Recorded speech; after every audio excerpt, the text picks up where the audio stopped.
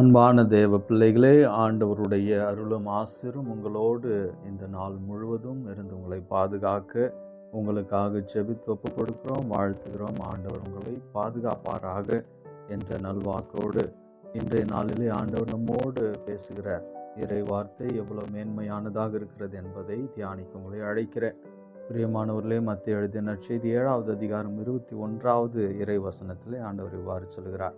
நம் சீடர்களை பார்த்து, என்னை நோக்கி ஆண்டவரே ஆண்டவரே என சொல்பவர் எல்லாரும் விண்ணகத்திற்குள் செல்வதில்லை, மாறாக விண்ணுலகில் உள்ள என் தந்தையினுடைய திருவுளத்தின்படி செயல்படுகிறவர்கள் மட்டுமே விண்ணகத்திற்குள் செல்ல முடியும் என்று ஆண்டவர் வலியுறுத்துகிறார். பிரியமானவர்களே, ஆண்டவருடைய திருவுளத்தை நிறைவேற்றுபவர்களாக நாம் இருந்தால் விண்ணகத்திலே நமக்கும் இடம் இருக்கிறது.